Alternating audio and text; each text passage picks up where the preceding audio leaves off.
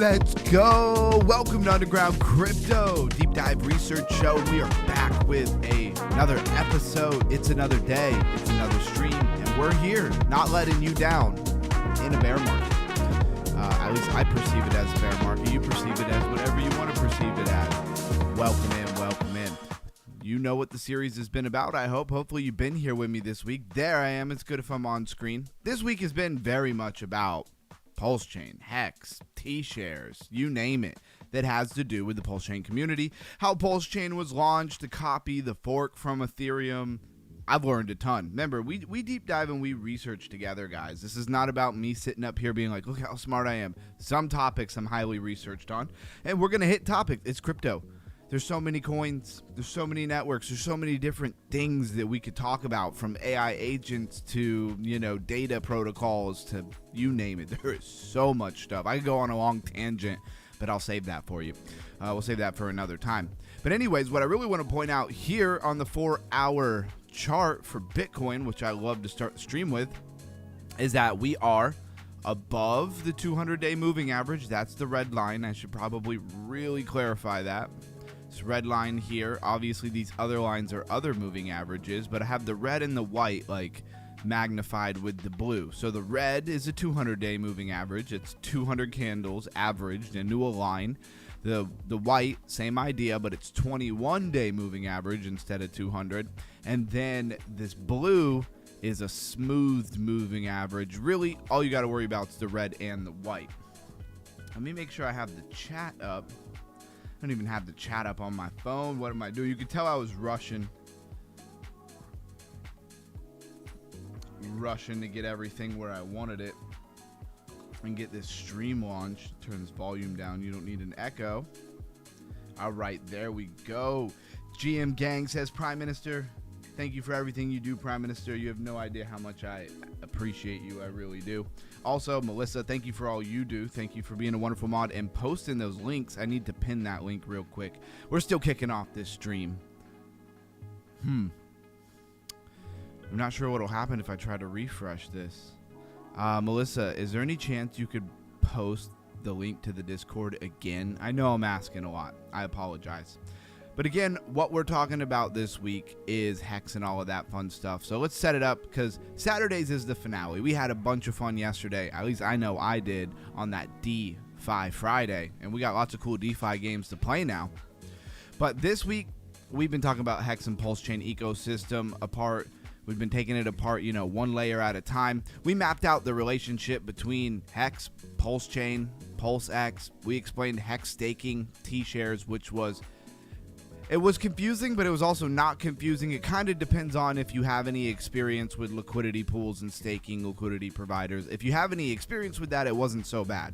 If you've never provided to a liquidity pool, you've never heard about impermanent loss, then it probably was a little bit more complicated. Again, everybody's crypto IQ is at different places, right?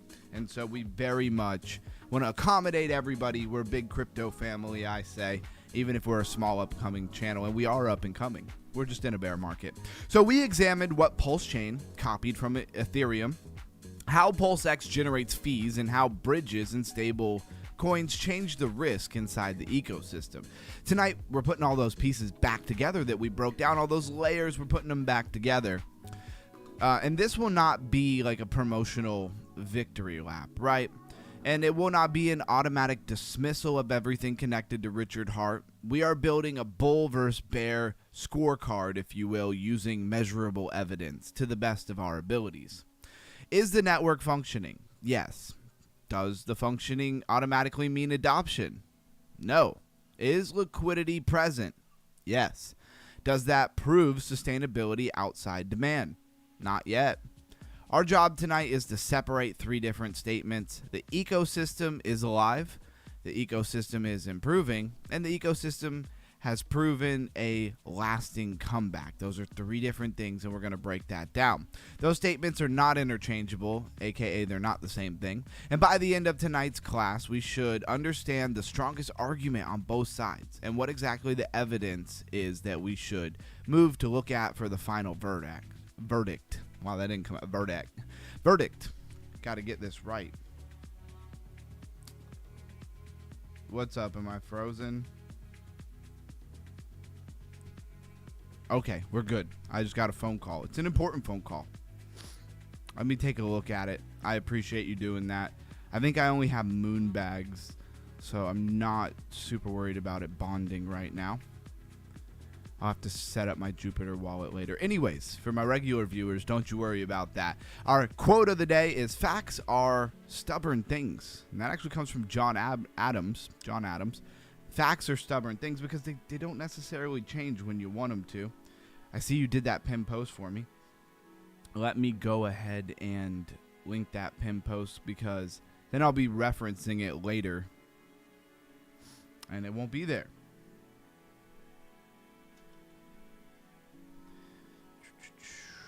Do I sell the rest of my moon bag at bond? That is a question. I don't think so. I think we're going to let it run. Anyways. My favorite segment to kick off this stream, though. Tell me what your favorite segment is. Tell me, do you like the way that we bring in the intro? Where I got the 4-hour chart up in the background and I kind of give a rundown of everything going. Tell me what you think. Shark Frog about to cook at 27K. I believe you. I believe you. It's frog season. It absolutely is. If you know anything about Pump.Fun and stuff, for anybody else watching, it's frog season now. It changes. That metadata. What you may not know, though, back to PulseChain and launching the show. It's Saturday night. It's a combination between like DeFi Friday and then the wrapping up of our regular stream. So bear with me.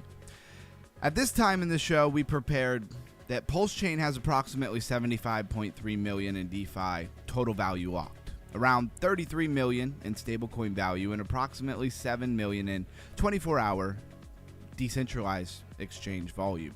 However, 7-day DEX volume has declined about 27% from the preceding period.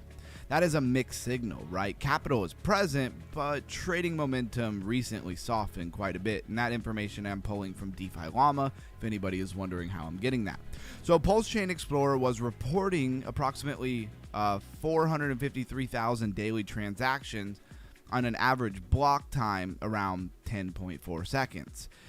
That proves the network is operating. That's the point there. Don't get overwhelmed by the numbers. But transactions do not automatically equal individual user or economical value activity.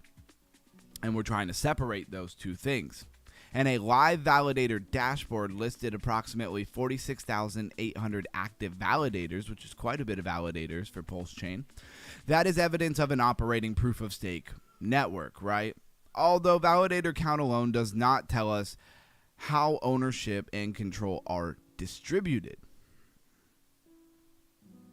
Let's go ahead and kick this thing off. Let me get you over to the crypto bubbles. That was what I wanted to tell you before we really launched tonight's stream. Where are we at? There we are, crypto bubbles.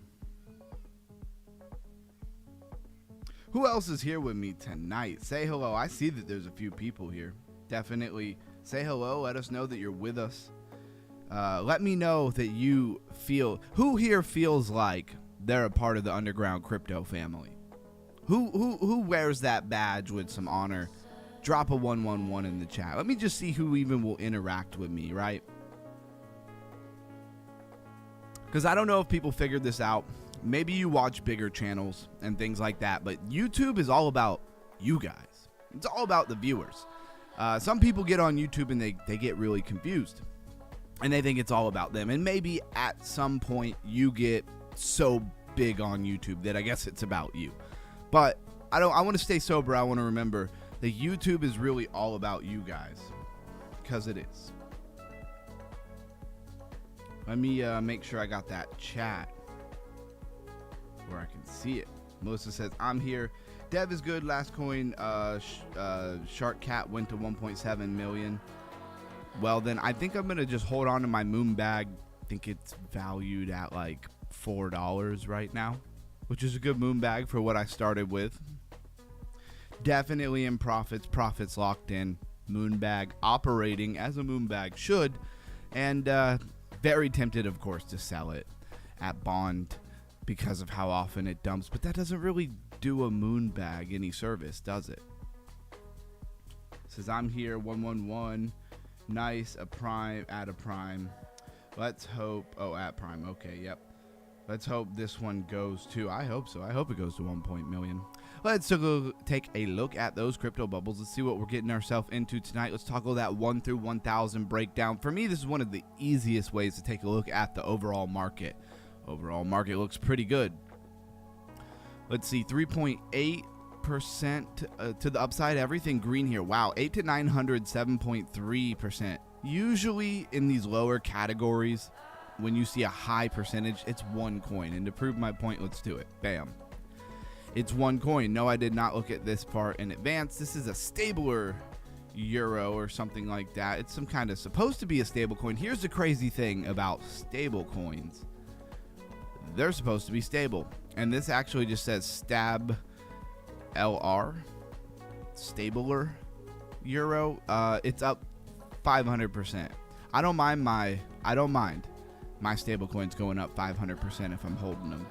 But I really don't like when they go down 500% or any percentage for that matter. It says cool LFG, good day today. Yeah, I needed it. I needed a good day because I've been getting a little rinsed. I'm glad that when we were talking today, Prime Minister, you kind of relayed out what we were doing, or our strategy. You relayed it out for me, and that helped me a little bit because I was getting a little bit off on what I was doing in my timing and things like that. Also, I noticed you take your initials really early. So since it's mostly us hanging out, I'm just going to ask this real quick. When we get in a coin, right, and it pumps, and you take initials, I thought you said to take initials when you're up 2x. Maybe you're getting in way earlier than me. I guess if you get in at like 7K, 21 is like a 2x for you.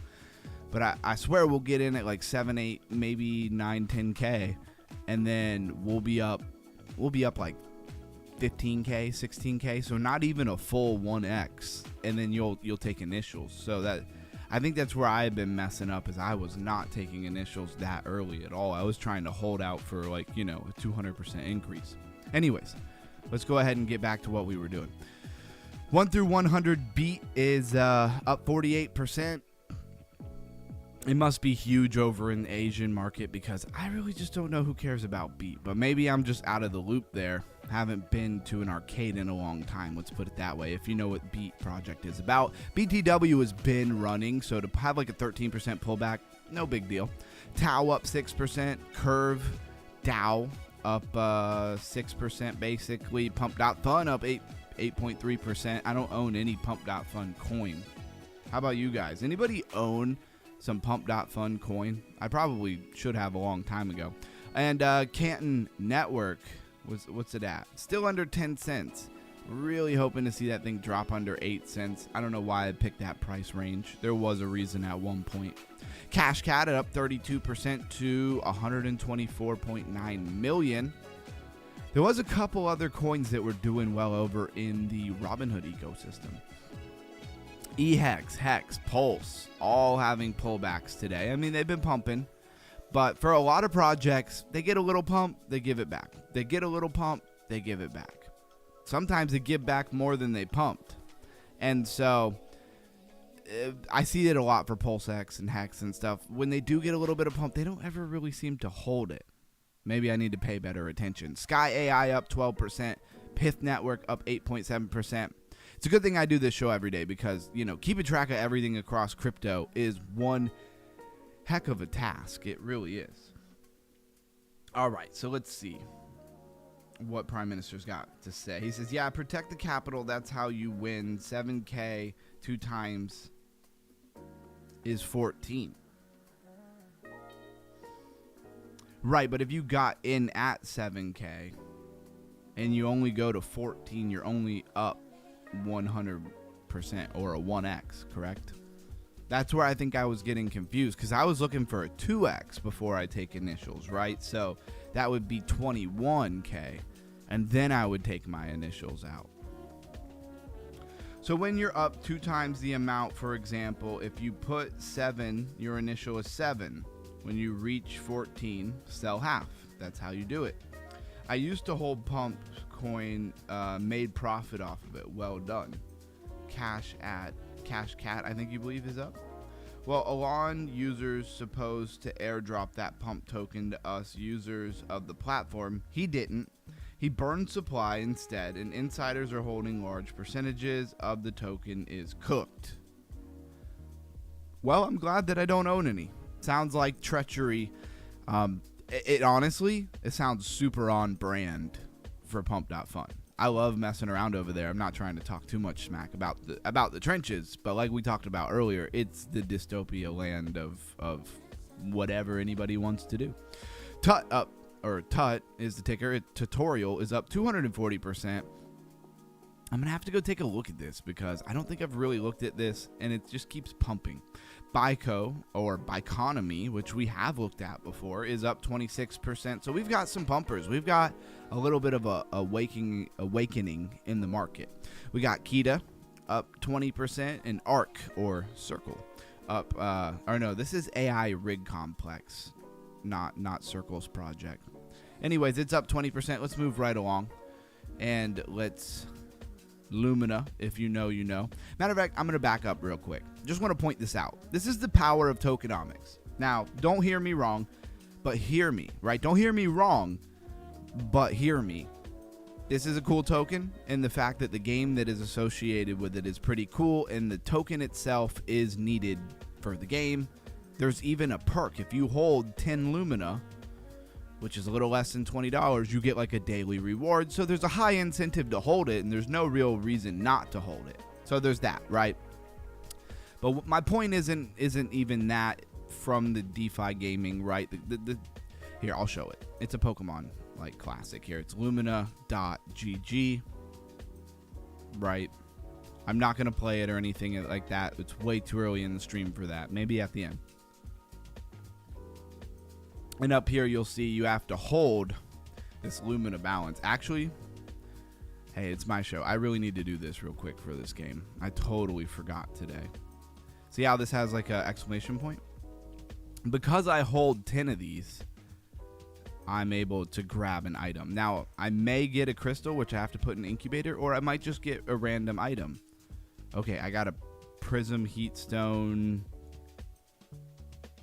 Crystal hatcher. Okay, I have absolutely no idea what I'm supposed to do with that. But my point is that there's a high incentive. Like, understand what I'm saying here. There's a high incentive to hold 10 or more of these Lumina. And I think there's rewards for even higher. If you have 100 Lumina, you're able to get into the VIP.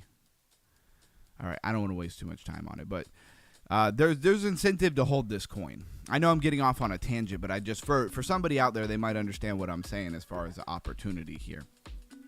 And I'm gonna get to what you're saying in the chat, Prime Minister. I'm not getting that distracted.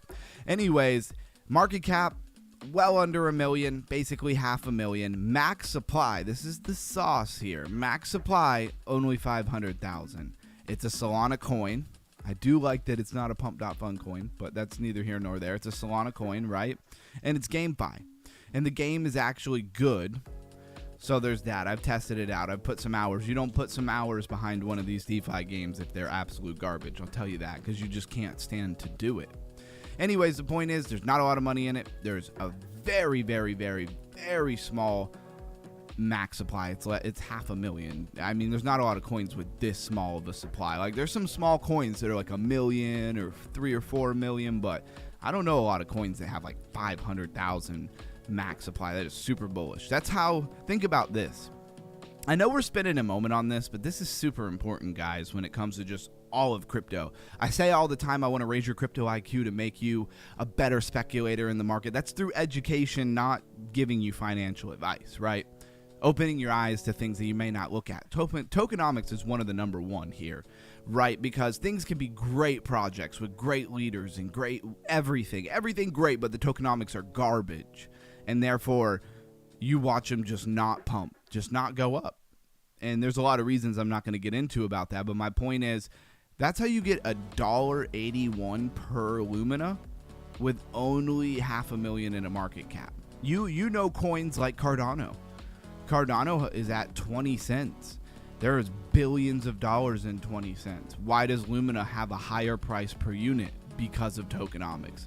All right, so if you understand, you understand. I'm going to actually move on from that because I don't want to harp that to death, but I do definitely want to raise that crypto IQ. Let's see what Prime Minister's telling us here.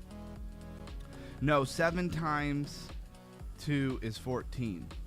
If you put 7 and turn that into 14, it's a 2x. So initials is multiplied by 2. Up 100% equals up 2x.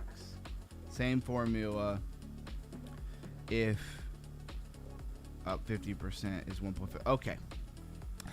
I see what you're saying. Yeah, I said that all wrong. Yeah, you're absolutely right. I don't know why I said it the way I did.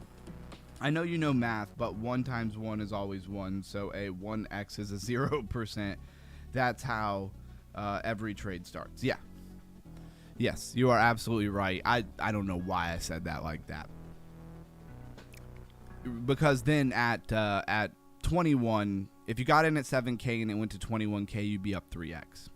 Anyways, Bitcoin is at 64,800. Let's refresh this. Make sure we got good numbers. 64,800. Overall market cap 2.28 trillion or 0.7%. Ethereum 1,914. BNB making it over that 600 number. It's nice to see so much green on the 7-day. Like decent percentages for these big market cap coins. That's good because they lead the way.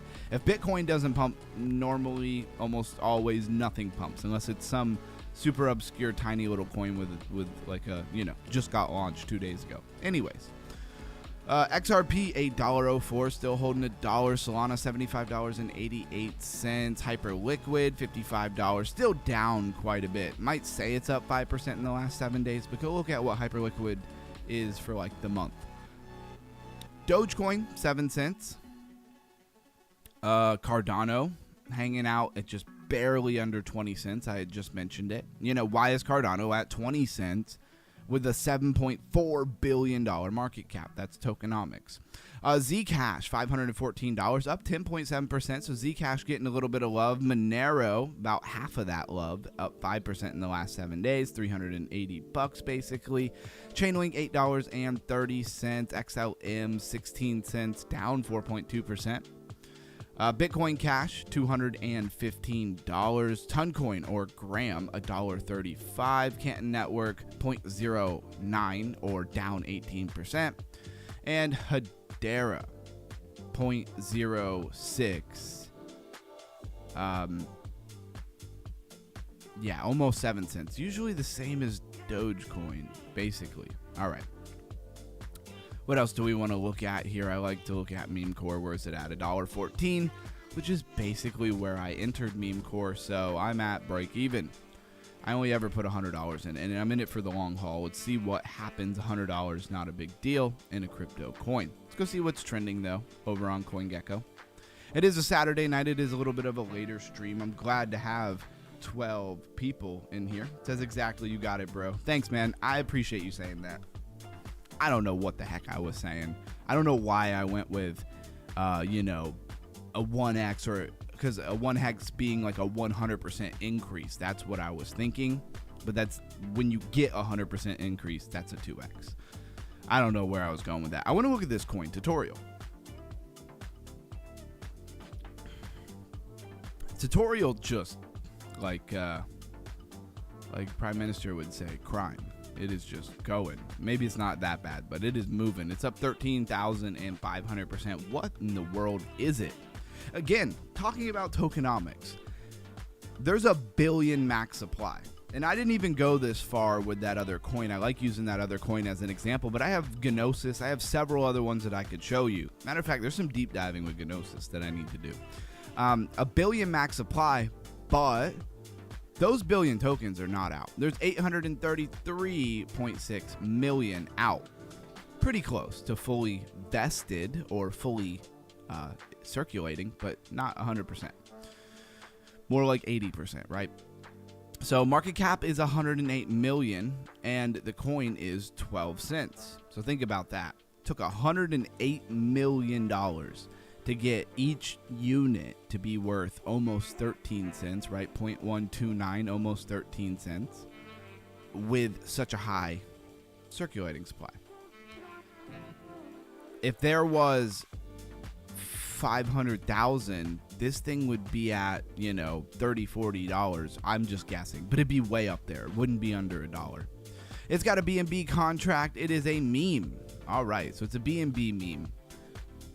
When are we trenching over on BNB? Yeah, in basic math, we multiply 7 times 3 for 21. It's confusing. I understand how it got you. Yeah. Well, enough of doing math terribly on live YouTube. It happens to the best of us. So let's see. AI meme, AI agent. Oh, a 4.meme ecosystem. That is very BNB, that 4.meme. There's the website. That's what I'm looking for. Tutorial token. I think I remember this one. Yeah, I can't believe this pumped so hard. I knew about this coin a long time ago. Real OG tutorial token is TUT. A year ago, Dev recorded the first tutorial for BNB Chain and how to launch a token on BNB, right? So they made this coin as a tutorial of how to launch a coin, and this is the tutorial coin. That is some fire lore right there. To be like the OG test coin for BNB. So I get it. But it's up now. Like, I wouldn't really be too interested in running into it now with a 108 million market cap. A lot of room to dump on you. And here's the thing too, if like you see how hard this thing pumped, let's go to the last 7 days, or really 24 hours. You see how hard this thing pumped? If you buy up here, don't be surprised when it retraces 50, 60, 70, 80, or even 90%. Because you're buying the top. People get confused about that. All right, let's go back to highlights. See what else is trending. So now that I've broke down tutorial for you so you know what it is. Maybe you get it, maybe you don't. So, Pudgy Penguins, Cash Cat. We've talked so much about Cash Cat. 73 million% to the upside at one point. Ridiculous. Stonk Broker, another meme coin. Fake world asset. I like that. I like that a lot because we talk about real world assets a lot. Fake world asset.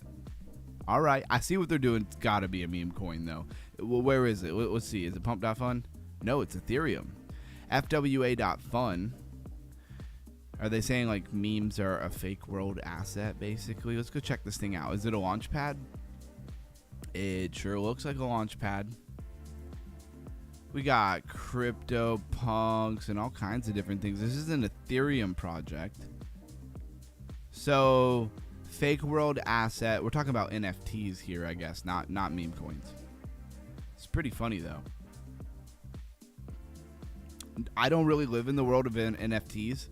If I hold an NFT, it's because it's a project I really like and they have some kind of NFT that's like for utility within the project. Totally different than just trying to buy and flip and sell NFTs. This is not the environment for that in crypto right now. But best of luck to FWA. Let's see where it goes. It's at 22.6 million right now. Solana, Ethereum, BitTensor, Pi Network, Uniswap, Internet of Things, Rave DAO, Pump.fun, Bitcoin, and Biconomy. Let's touch on Biconomy a little bit because a lot of people probably don't know what this is. 69.6 million, call it 70 million, a billion max supply. A billion circulating supply. Notice how the circulating and the max are the same number. Fully vested. Terminology can be highly important, but don't be confused that terminology automatically means super complicated. Interoperability is a pretty long word, and for the average person, honestly, probably intimidating to spell interoperability, but you don't need to spell it. You just need to know it means things work together. Cross ecosystem, cross borders. And there you go. Now you understand a deeperness in crypto when you're reading different websites and stuff. And you take the intimidation out of it by just knowing some terms and things. Biconomy, I haven't talked about that in a while. So add limit orders to chain apps, the smart wallet and execution engine for high performance DeFi and autonomous AI agents. Enable guardrails, access deep liquidity, and automate workflows. Melissa says we are live every Monday through Friday, 8:30 p.m. and Saturdays is 10 p.m. because we don't want to conflict with the Lifer stream on a Saturday. Battle-tested infrastructure for on-chain applications. 70 million process, multi-chain swap and trade engine. There you go. Add agentic policies, add automation. So smart wallet execution engine. Developers would love stuff like that. Retail doesn't even understand what it does. Biconomy, welcome. Welcome in. Let's go take a look at that fear and greed index. Let's refresh it. I don't know if it's still at 31 right now. Saying that it is still at 31. Hey, that's a move in the right direction. Again, with the fear and greed index, everybody wants to go to extreme fear, have a bull run overnight, go to ridiculous prices. But like, you're most likely, if we went up that fast, we'd come down that fast. You most likely wouldn't hit the buttons fast enough, and you'd most likely still not make any money, even though things went to crazy pump. So my point here is we want this to slowly go up. We want the prices to slowly trend up. We don't want huge pumps and huge dumps. All right. If we have nice pumps, we want retracements. If it goes up, double the price of what it was. If something's 100,000, it goes to 200,000. Like, let it retrace 50, 60% and then go again. That's healthy market. If you just pump, it's dumping on you, and you might not click the buttons fast enough. That is one of the biggest things in crypto, for sure. From going from, normal retail to somebody who's been in this market for a while. You watch things pump, you get euphoric, you think it's going to do another 10x. And then the next thing you know, you find yourself with less money than you started with, going, I was up so much. How did that happen? Welcome to crypto. That's why we got to raise that crypto IQ, everybody. Dogecoin trending, Bitcoin Cash trending, Shiba Inu trending. This is over on Crypto Rank. We got Vanguard, a new coin that's in a funding round. We'll touch on that in a minute. That's what Crypto Rank is good for, these funding rounds, these seed rounds, stuff like that. Siren, Loaded Lions, really, Loaded Lions trending. Loaded Lions, a game on Chronos, the crypto.com ecosystem that you rarely ever hear about. DeBridge, and you can see over here the age of a project. DeBridge, 1.8 years. Dusk, 7.1 years. Engine Coin, 8 years, 8.8 years, almost 9. So you can kind of get an idea what's a new project and what's not just by going down the list here. Syrup, 1.7. Bonk, 3.6. Bonk, I just don't even know. Are we even considering Bonk a relevant coin anymore after they basically got taken over? Did they reverse it? Did they move to a new ecosystem? What is going on with Bonk? I don't own a lot of Bonk, so I have enough things to keep track of. Sometimes we get news around a coin, like Bonk is a good example, and I research it for the first, couple weeks, and then I haven't researched it since then. Gate token, Falcon Finance. We remember before Falcon Finance even launched a coin, because that's how long we've been on top of these coins.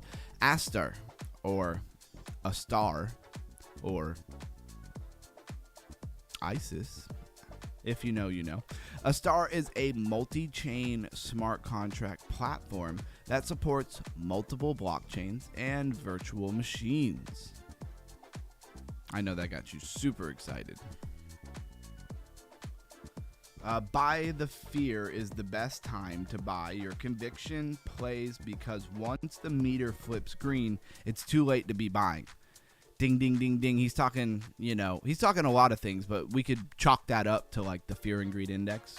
When the fear and greed index was at 5 or 8, that was the time to load up on coins. Sadly enough, most people are paying zero attention.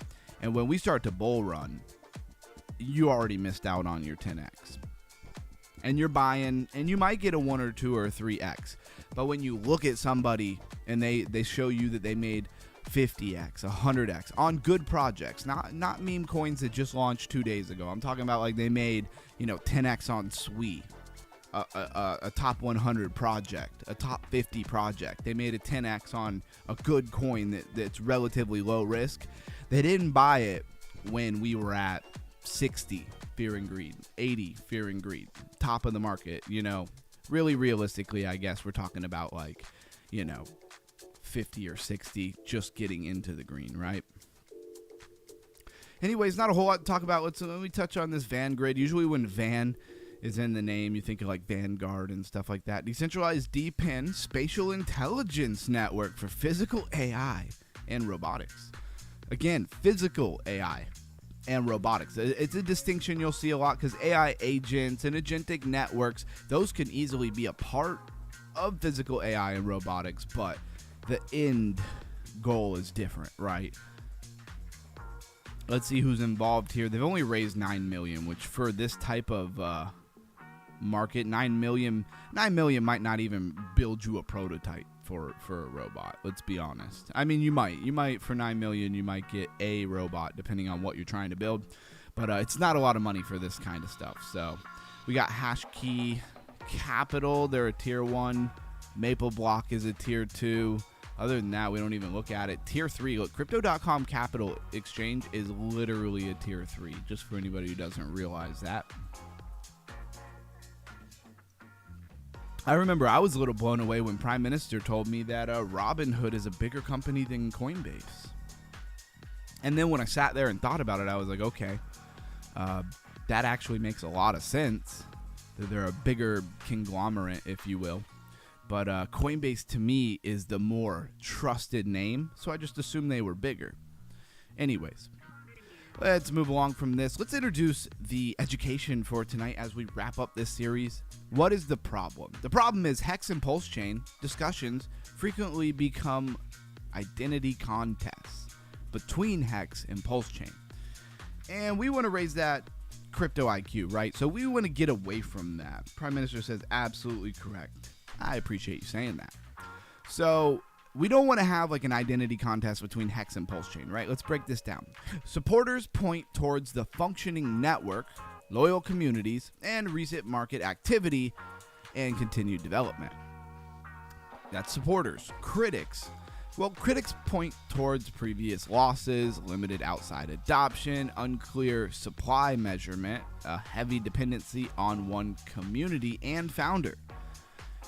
Both of them have good points. Both sides can present real facts while still avoiding a complete picture. What we're saying here is that a supporter can kind of not really mention all of the other stuff that a critic would highly point out, and a critic, they're not going to want to point out anything that a supporter would talk about. We don't care about none of that. We want a neutral, facts-driven crypto IQ so that we can assess the market properly. Here's the shift. Instead of asking whether the ecosystem is simply good or bad, anytime your argument or who you're talking to or your own research is just being dwindled down to good or bad, you're probably missing the big picture. That's a red flag. Divided into measurable categories, right? Nothing is usually black and white. And I should say very few things in life are black and white. Most are shades of gray.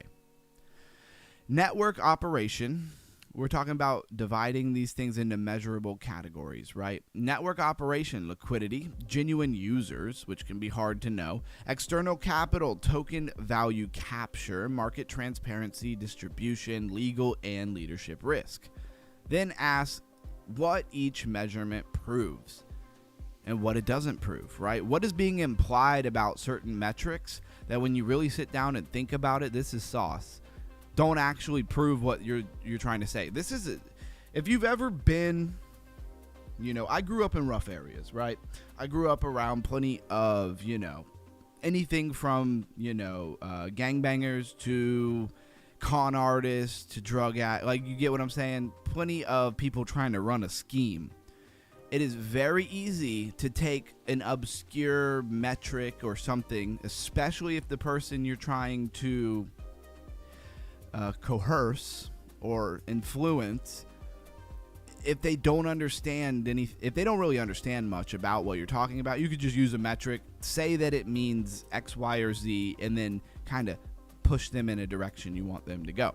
So what I see a lot of times with influencers is they'll hit you with like a metric.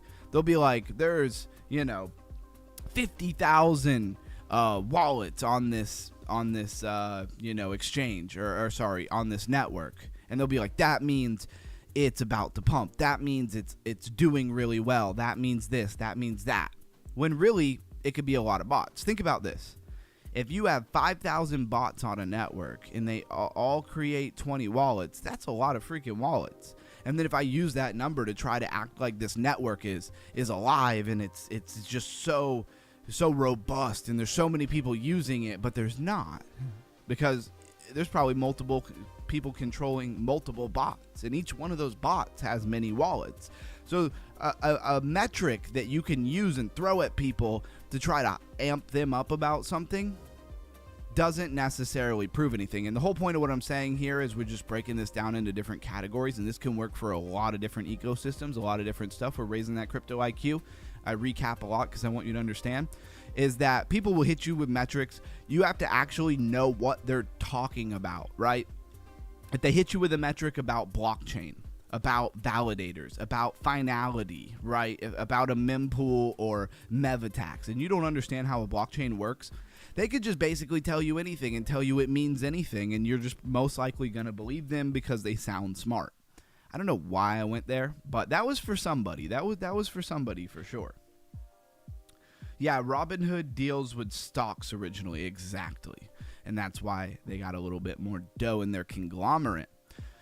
So the payoff here is that this transforms a debate from a tribal prediction into a testable thesis, right? And that's the whole point of being neutral and not getting all tribal or married to a coin or a project or an ecosystem. You can say, I become more bullish if these conditions improve, and you can say more bearish if these conditions deteriorate.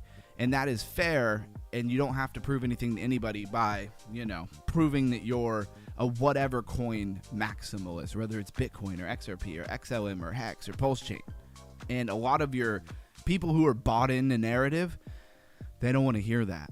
And that's okay. But it can certainly cause them to hold things longer than they should, buy things that don't have real value. It could really cause them to be heavily manipulated. That is more useful than promising an inevitable comeback or declaring permanent failure, because there's both sides of that coin. So let's separate HEX, PLS, and PLSX. And we're going to get right into the education tonight, because where I'm at, it's already 11 p.m., right? We're almost an hour to midnight. We've already been live for almost an hour. So, yeah, don't forget to interact with that crypto button of knowledge, folks, a.k.a. that live button and that subscribe button. This education stream is free. Exactly. And that's a great point from my mod, Melissa, here, because a lot of people don't understand. I get on here, I do this for free. All right. I'm not getting paid to do this. I don't have a bunch of sponsors. I'm not shilling some coin on you. I have some affiliate links. Not really for anything. Most of them are DeFi games, right? They're just quick links to get you to the game without you clicking on a link you shouldn't be clicking on, right? That's the point of them. Most of them I get absolutely nothing out of. I do this for the love of it. Well, maybe one day I get heavily paid by somebody and a sponsor, maybe. But as of right now, I do this 100% because I love it. Hexaco is going to the moon. Conspiracy crypto. Hexaco is what? A meme coin? What is Hexaco?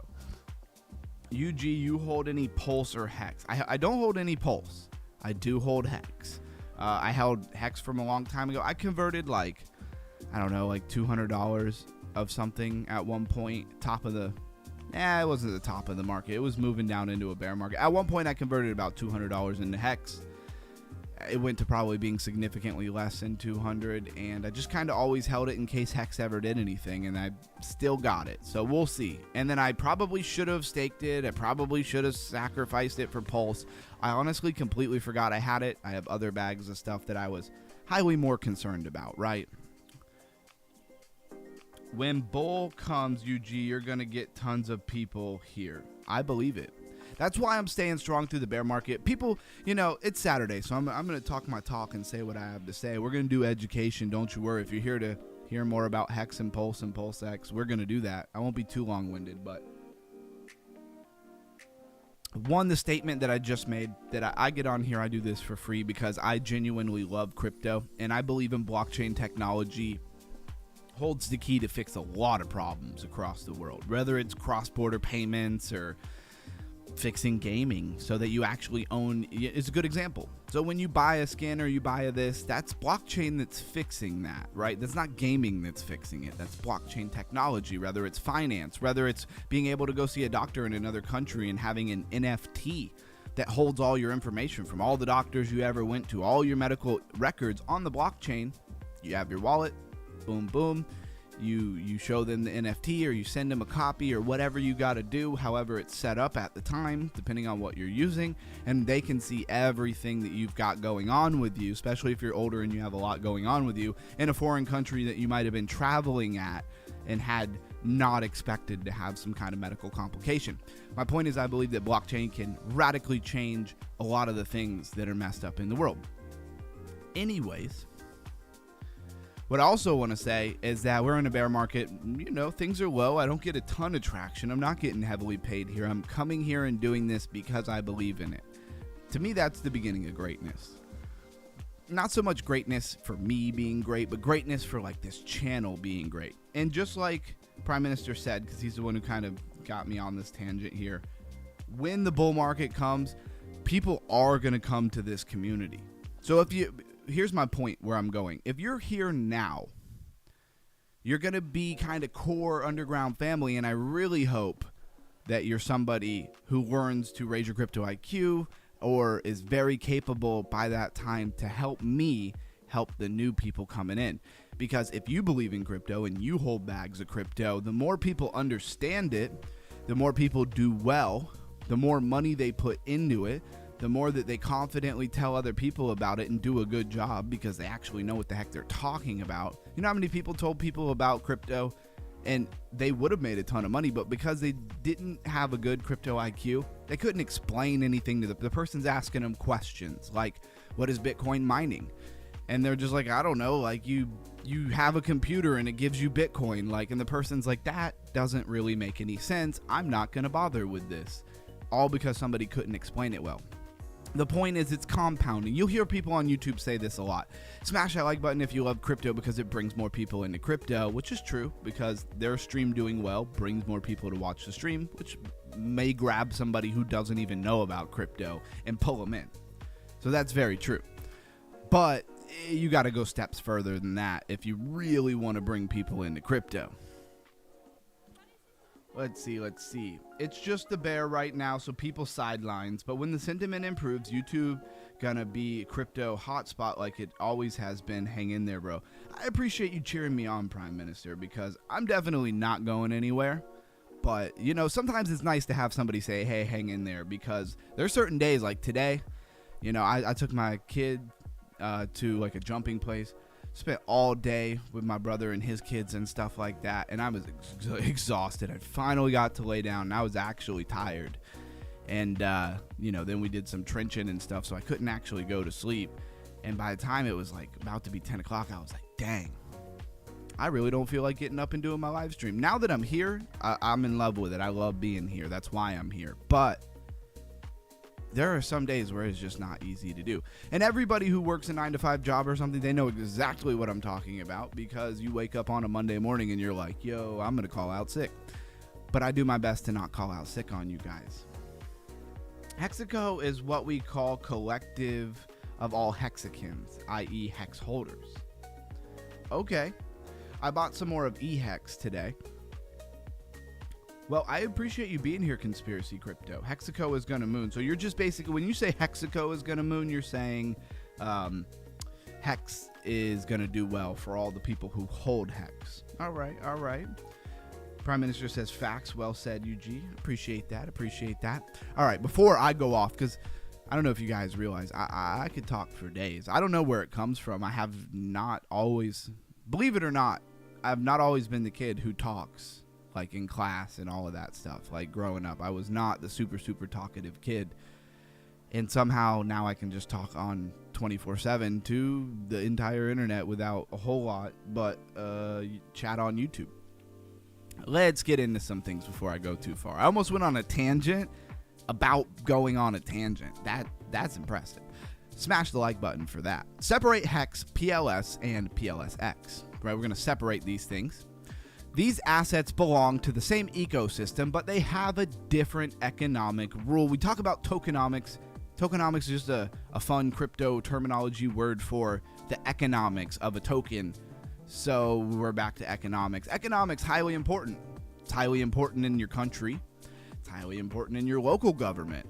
It's highly important in your neighborhood, right? Economics, highly important. Don't sleep on understanding. PLS pays transaction fees and participation in PulseChain validation, right? So PLS is a reward, I believe, right? Let me make sure I got that right. PLS pays transaction fees and participates in PulseChain validation. Okay, so it's the main token of the PulseChain blockchain. I don't want to say ecosystem, but blockchain itself. PLSX is connected to PulseX, the decentralized exchange, the premier decentralized exchange where almost all liquidity lives in PulseChain. Trading activity and its burn and buy mechanism. There's a volume 1, there's a volume 2. We're not going to go there. HEX uses time lock staking, T-shares, inflation, and penalties. HEX comes before PulseChain, for anybody who doesn't understand that. A bullish thesis about PulseChain technology does not automatically prove a bullish HEX thesis because they're not the same thing. Likewise, a struggling HEX price does not mean that PulseChain network has stopped working or that it has lost all value or something like that. They are interconnected. They do have a correlation, but one does not prove the other. The strongest bull case here is the ecosystem survive. PulseChain continues producing blocks, processing transactions, supporting validators, and securing liquidity. PulseX processes real swaps. HEX staking continues to operate through the contracts. The network did not shut down when the price fell or outside attention disappeared, meaning they were able to sustain even when things got rough. You would be surprised how many projects, chains shut down and they vanish, basically. Wow, that's exactly what it's going to say next. Almost like I put this together myself. Many cryptocurrency projects effectively vanish after their initial excitement ends. The HEX and PulseChain ecosystem did not. That's a good point. That's a tally on the chalkboard. It's a chalk mark on the chalkboard. Wow, I really got that one, confusing as all possible. So the HEX and PulseChain ecosystem did not fail. However, survival is just the beginning. It is the baseline for a bull case. It is not a conclusion. The fact that it's still here does not mean it's going to move. The strongest bear case here is the activity could be circular. Let's see what we got going on. Melissa says, we all appreciate what you bring to us, sharing your time with us too. I appreciate you saying that, Melissa, and you're here every day. I really appreciate you. Prime Minister says, definitely, UG, appreciate you, bro. Back at you, and that's what makes it work so well, is we all bring something to the table and provide something, and we benefit from each other. That's how a family should work. So the strongest bear case here is that the activity could all be circulator within this ecosystem. An ecosystem can generate transactions, right? Because existing community members repeatedly trade ecosystem native assets. Now, one thing I want to say about this is ecosystem design is important when it comes to this, because not every person who makes a lot of transactions on a network is doing that on purpose just for the sake of transactions. Not every single one of them is a wash trader, right? They could just be doing something in the network repetitively 4, 5, 6, 7 times a day. You got to think of what that adds up to in a couple of months, right? Even if they're just claiming rewards for something. Say you had a lot of money staked, $1 million, right? And it's generating, 12% a year somewhere in an ecosystem, but that was all your money. And you're kind of living off of you're living off of the interest that's being paid off of that. You need it to pay your water bill at the beginning of the month or end of the month, whatever. It's just a hypothetical situation. And so you're going like every chance you can to, claim your interest on it. Maybe you're dealing with a protocol that allows you to like claim whatever's there every 24 hours or every 3 days or whatever. And you need the money. So you're doing it constantly because you don't want to pull the initial investment out. You got to think about in a year how many transactions you've made. And that's a very small example. Of course, bots, wash trading and stuff makes a lot more. But my point was, not everybody who creates a ton of transactions is just doing it because they have some kind of stake in the metric numbers, right? Or wash trading or propping something up. All right. That is different from attracting new users, though. Independent developers, outside stablecoin liquidity, businesses, applications unrelated to the original token, and sustainable fees paying demand. The important question is not whether activity exists.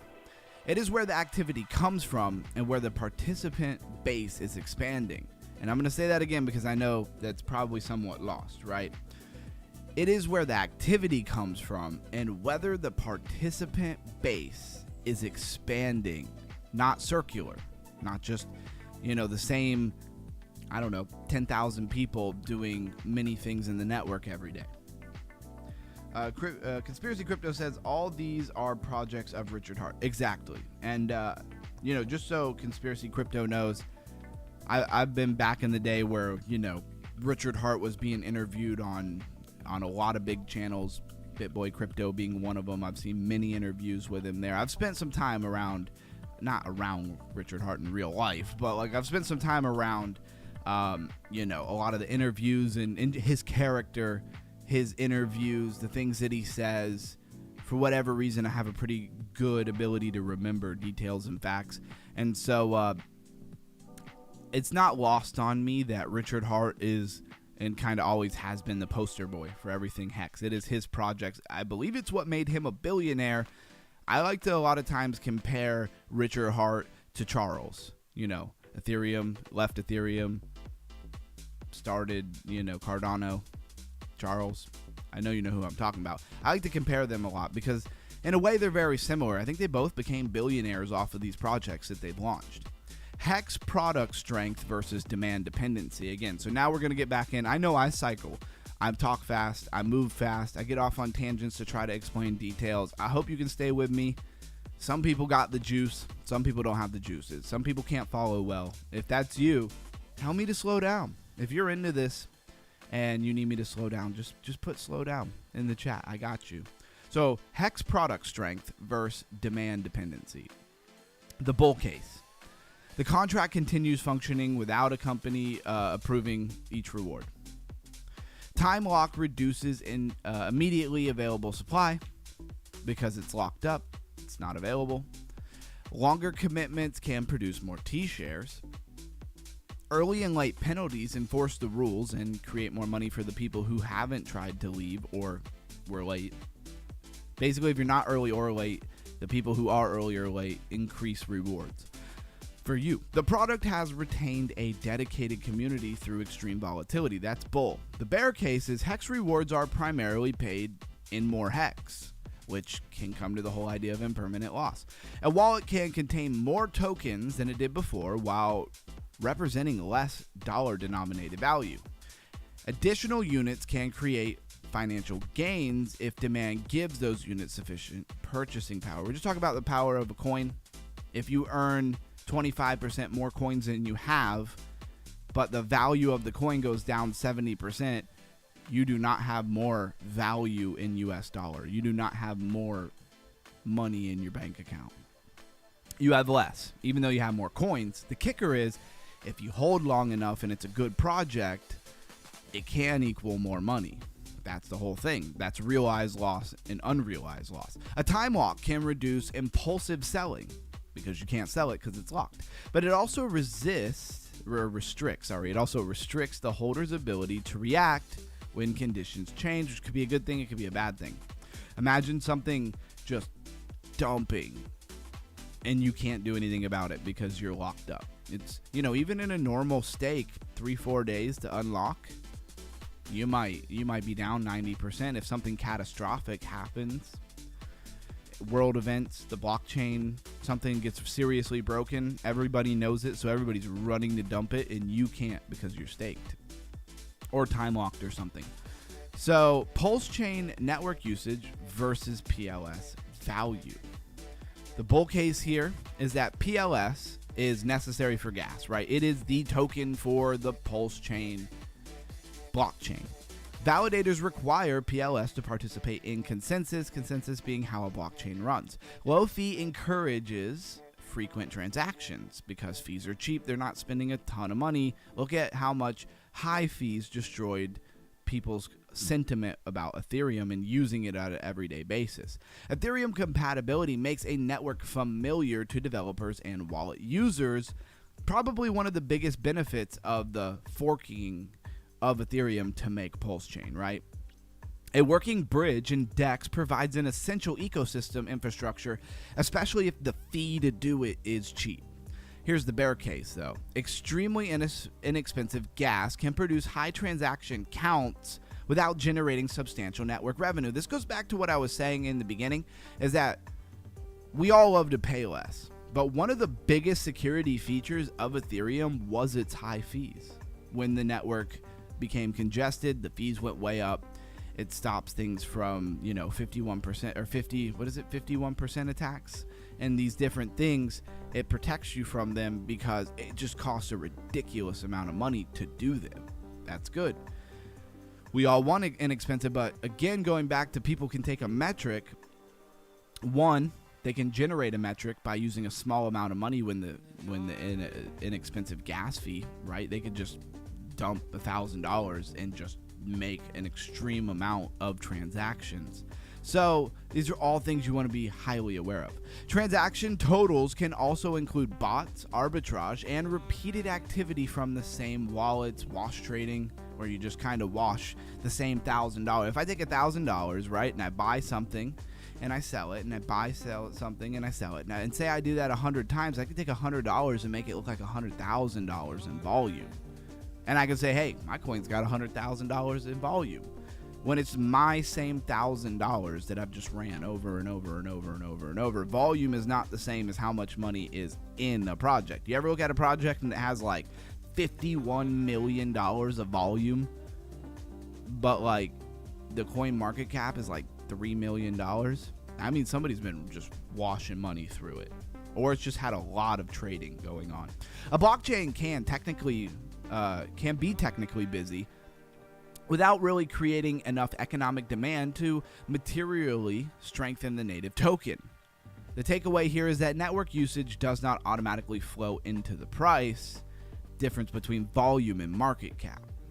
PulseX, real trading versus conditional value capture. Now, value capture, for whatever reason, always seems to confuse people. Just think of it the other way around. For some reason, that helps. Conditional capture of value. What does that mean?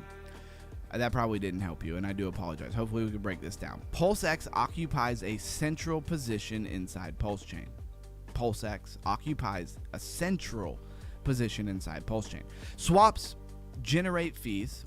Liquidity providers receive compensation, and part of the system is designed to purchase and burn PLSX. It's built in. If sustainable trading volume grows, the buy and burn mechanism receives more economic fuel. Again, even with wash trading, having that fee buy and burn can be good for the native asset. The bear case here, a burn does not manufacture demand on its own. It depends on things like actual trading value, the fee directed towards purchasing PLSX, like how much is the fee. If it's super low, it's not very meaningful. The market price of PLSX, available liquidity, and continued user preference for PLSX or for PulseX or PLSX, right? And another thing I want to say here is how much issuance, how many coins are coming out on a weekly, daily, monthly, yearly basis can matter a lot, because say every day 10 coins come out.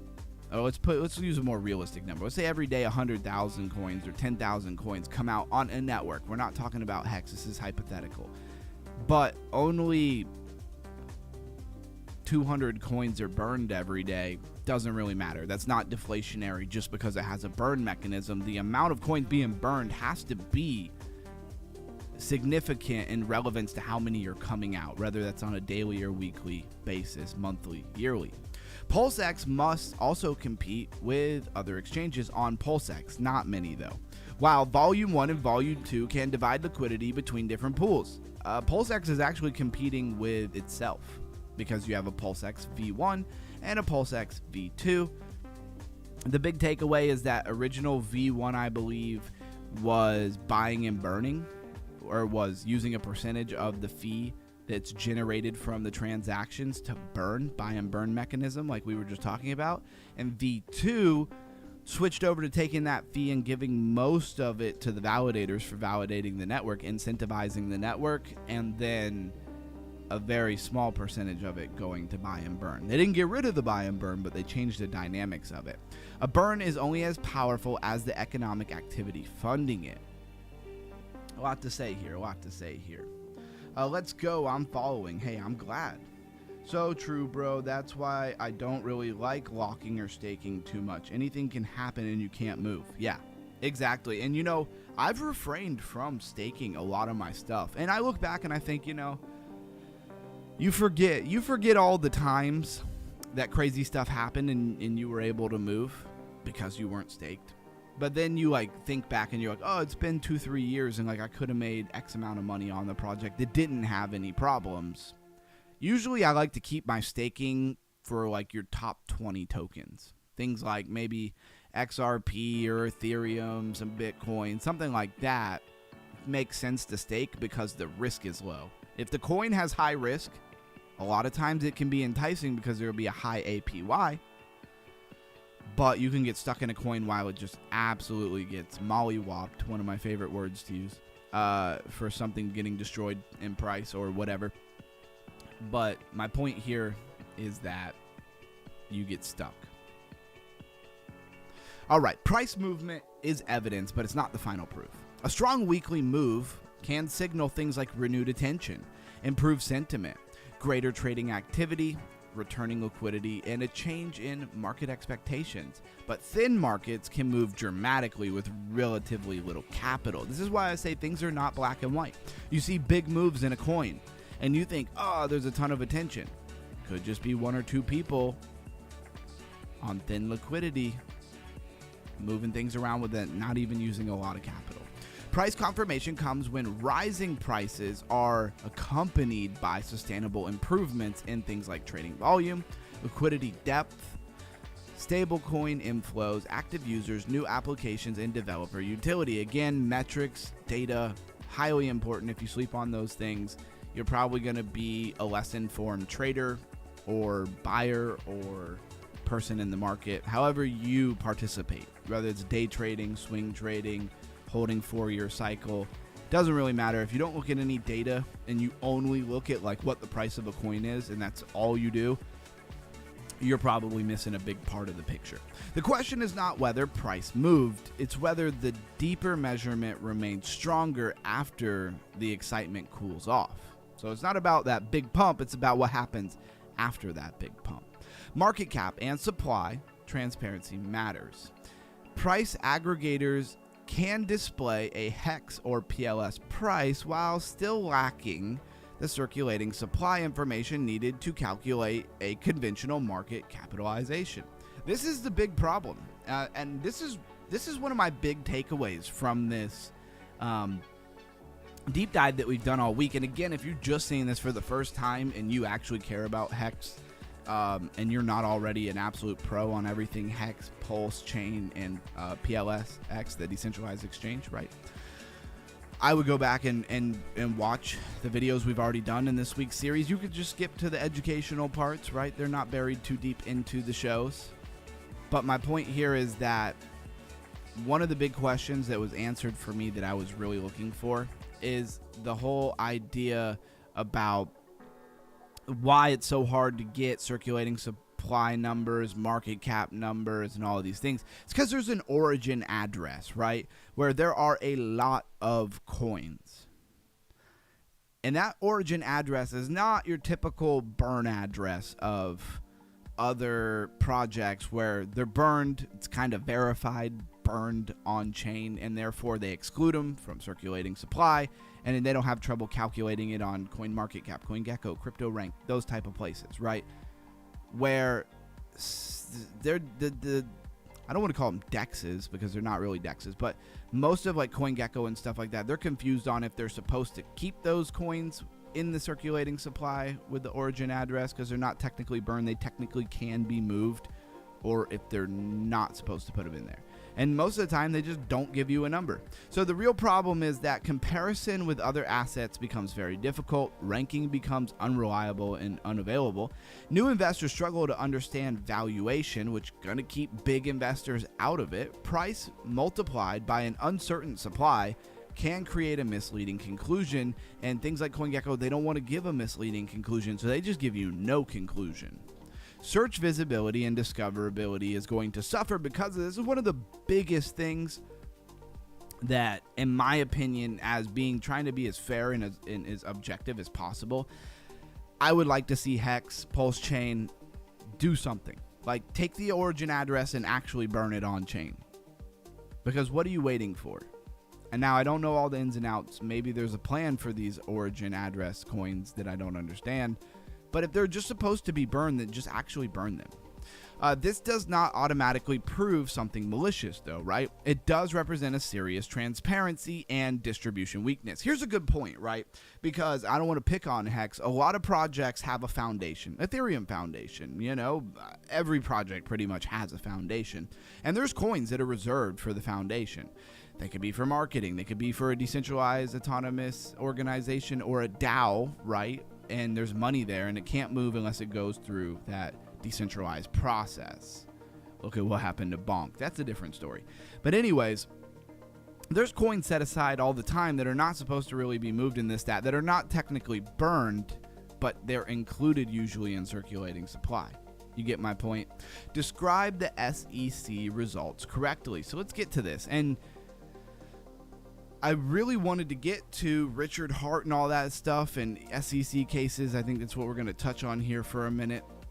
I believe I put that in here. Let's see. I got rid of a few things and put a few things in, so I'm not sure what ended up in the final stream setup here. But I felt like that almost should be its own series. I actually think that we might, well, at this point, there's going to be another series for all my Hexicans and all of my people who love PulseChain and Hex, right? Where it's just going to be a series focused on Richard Hart, the things Richard Hart says. Maybe we'll watch some interviews together or some clips from some interviews. We'll talk about SEC cases, what happened, how he's been freed up to say whatever he wants, stuff like that, right? Because he's been quiet, and a lot of that has to do with legal problems. So the bullish interpretation is that the SEC, Security Exchange Commission, case ended without amended compliant, removing a major active American legal threat. I did say that right. The cautious interpretation is that the dismissal centered on the jurisdictional problem, and lawsuits can get very complicated as far as things like who has jurisdiction, can you bring a case, do you have standing. Somebody could have really did something wrong and they just don't have jurisdiction to bring something. That's a whole different thing. It was not a sweeping court decision validating every claim about HEX, PulseChain, or PulseX. Basically, this is a good example of taking something, and I'm not accusing anybody. I don't even have anybody in mind about this. But I will say the fact that the SEC case was effectively dismissed, right, should not be something that we use to say, HEX did nothing wrong, never did anything wrong, nobody ever did anything wrong. We don't know if they did. They didn't really hash out the case, right? Both sentiments can be true simultaneously is a really good point. Community is both an advantage and a risk. A loyal community creates long-term users, liquidity, developers, content, social distribution, reliance during bear markets. But an insulated community can also become an echo chamber where they just tell themselves what they want to hear and nobody can get to them. If every unfavorable measurement is dismissed as manipulation, the community loses its ability to identify real weaknesses, meaning in an echo chamber, nobody can say anything bad about anybody or anything. Well, what if something is seriously wrong within an ecosystem, or somebody who's involved with a community really did something bad? Well, it gets to a point where nobody in the community can say anything because they're afraid of the repercussions. It's that hive mentality. It's the mob mentality. Like, they just can't say truthful things because the mob will attack them in an echo chamber. And that makes it so they can't identify real weakness. So imagine you're on a train track and, you know, everybody on the train is part of the people who built the track, and they're all celebrating the track being built, and they're all saying, we did the greatest job, we're the greatest engineers on the planet, this train is the great. And then somebody looks out the window and sees that a piece of the track is broken. There is a bullet train. It's a brand new bullet train, right? It's going 300, 400 miles an hour. And you see that it's broken right where there's a bridge over the water. And you're like, hey guys, I know that we're like the greatest engineers ever. I know that this is our victory lap, that we're toasting champagne in our cabin cars on our train, but we're about to be all in the ocean. And people are just like, nah, we're the greatest. It's brand new. There can't be anything wrong with it. Like, we just built it. All of this stuff, and then the next thing you know, they're all in the water because they couldn't identify a real weakness because of the echo chamber, because of their basis, because of their ego. Let's be honest, a lot of it has to do with ego. The strongest supporter should be capable of explaining the strongest bear case. Think about this. Anything you're extremely bullish on, can you tell me how it could all go wrong? What is the bear case? If you can't tell me the bear case on a project that you love, it could be as simple as the person who is in charge of it could just walk away. They could have something go terribly wrong in their own personal life, and they could just walk away. How big of an impact would that have? You might believe that they'll never do that, but you don't know. That's different. Like, again, Cardano. What if Charles just abandoned Cardano because he found a life of being a monk in Tibet to be far more suitable than dealing with cryptography? How bad would that hurt Cardano? Now, I think most people who are Cardano maxis would believe that he would never do that. But don't be so sure. Bull versus bear scorecard here. Let's break it down. Network operation. Bullish, right? The chain continues to produce blocks. It's working. Bullish. Liquidity. Well, liquidity is mixed. Approximately 75 million in total value locked proves capital remains inside the ecosystem. That's a good thing. But that figure is still small compared to major layer 1s and layer 2, so adoption a little bit hit or miss here. But again, we're not saying good or bad, we're just saying mixed. DEX activity, mixed for the same reasons that we just laid out here for liquidity. PulseChain processes millions of dollars in daily DEX volume, but recent 7-day volume declined. One strong day should not be mistaken for a sustainable trend. You want to see weeks of upward trending, not a couple of days. Definitely not a couple of hours. HEX market structure mixed to bearish, right? Recent performance and volume show renewed attention, but HEX remains deeply below its previous high and lacks conventional circulating supply reporting. Token value capture is completely unproven as far as we know. PLS gas demand, the PLSX burn, and the HEX staking are real mechanisms, right? Let's make no mistake about that. Their long-term value depends on sustainable outside demand rather than activity merely circulating amongst the same tokens. That could be an issue. Market transparency is bearish. Missing or distributed supply and market cap information makes valuation comparison and mainstream discovery more difficult. Imagine you're somebody and you're in crypto, but maybe you're older. Maybe all you've ever really owned is something like, say, Bitcoin or Ethereum. And so because you've only ever owned that, you haven't really got deep into crypto. And somebody you know who you like, can somebody post that contract address over in the trenches for me? Is it posted over here? Wow, I've missed a lot of chat over here. Whatever you just posted in the chat, can you post it? And you post that contract address in the trenches chat for me, please. Because it's hard for me to copy it from the chat over here. Anyways, they tell them about HEX, and they don't have any real. This is why I keep saying this is a big issue. They don't have any understanding of HEX or any of this kind of stuff. So they go to try to do their own research, and they can't find a value. Like, they don't know how much it's worth. They don't know if they buy $1,000 of it, if they're going to get 1 million tokens or 5 tokens. That's going to really hurt their confidence, because they're going to be like, what's wrong with this coin? Why can't I see how much money is in this token? That becomes a real issue, right? And so this is something I would like to really see fixed, right? Ooh, we're already at 16K. All right.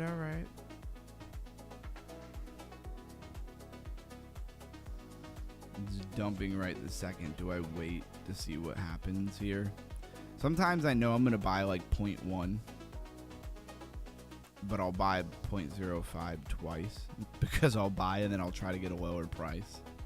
Sometimes great, sometimes not so great. It's 29 people watching it. It's from 2 years ago. It's an OG coin. There we go. Got a little bit of a dump. I think I'll buy that. I'll buy 0.05 on that dump right there. 13.6 entry, much better than the 16K entry I was looking at. And I could rock with a small entry if I don't get a better entry, but let's see what happens here. We're already back to 14K. If you like trenching and stuff like that, if you even know what that means,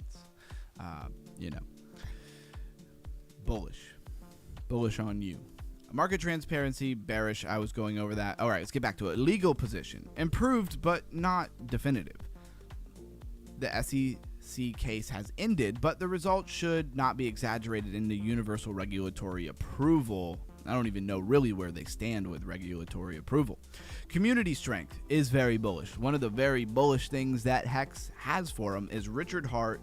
His personality and the way he's conducted himself has resulted in a lot of people, this is controversial, who rather really believe in him because they know what the heck he's talking about, or are completely brainwashed. It depends on who you're talking to and how they feel about it. My opinion, probably somewhere in the middle. Some of them probably know what the heck is going on and are bullish and believe what he's saying, and other people probably didn't do any research. It's unfortunate. I hate to say it, but there's a lot of people around me in my life and the course of my life who I've seen just take things at face value and do no research. So it's not hard for me to infer or believe that people would do that with such a polarizing figure, if you will. Look at that. The ecosystem has retained a highly committed community through several years of controversy and severe volatility. That's bullish. External adoption is bearish until proven otherwise, because the ecosystem still needs stronger evidence of independent developers, non-native applications, outside liquidity, and users arriving for reasons beyond the original Richard Hart assets. You might not like that. For somebody who is maybe brainwashed, you might not like to hear that, but these are facts, right? Outside liquidity and users arriving to the ecosystem for reasons beyond the original Richard Hart assets. You need that to really mature into a robust ecosystem. Doesn't matter where you stand, it needs that. Current verdict. The HEX and PulseChain ecosystem is alive, functional, and showing measurable activity, but a lasting comeback hasn't been proven yet. The bull case becomes stronger if liquidity, volume, and applications and outside users grow together. The bear case becomes stronger if prices rise while those deeper measurements remain flat, or most effectively continue circulating among the same users and ecosystem native assets. That was a bunch of fun. We do have how to build crypto thesis that can be proven wrong, and we'll get back to some of this stuff here in a minute. that was Underground Crypto Deep Dive Show series wrap up on a Saturday night. How is everybody doing? All right, this coin hasn't moved a whole lot. I'm only in it for $4 right now. I don't know why, but like, if I buy in at 16K, and I'm going to get back to the chat so I can see what Prime Minister says here. Well, first let me say what I got to say, and then I'll get to it. If I buy in at like 16K, then that means 32 is my double up, right? My 1x. And so, or sorry, my 2x. I did it again. I don't know why I always do that. That makes me really nervous because they play so many games. When you get to like 28K, 29K, 30K, 32K, that bonding, they play so many games. And so I don't want to be right there at my like taking initials. Like I want to already have taken my initials like by 25 for sure, 26. I want to have already got out and took my initials. So I get nervous when I get there. It's already like 16. So 13's better. 13's better because 26, a lot of times we can get to 26 without it being so crazy. I'm mostly just talking to Prime Minister. I'm thinking out loud because a lot of times we deal with chat and it's nice to be able to just kind of say what I think easily. Yeah, it's in there now. You're just in time. It was at 19. Perfect entry. Yeah, I got in at 13 something, right? 13.5 or something like that. But if we go to 26, I'm in good shape. Let's talk about the top gainers, top losers of the day. We need to refresh it because I don't think those were right. Pump.fun, Pith Network, and Curve DAO. Now, there's so many things that people say. It's kind of like the private network for XRP or something. There are some people who I loosely know personally, kind of sort of been around, okay? And for some of you who know, I know a few people, right, who are names you would know.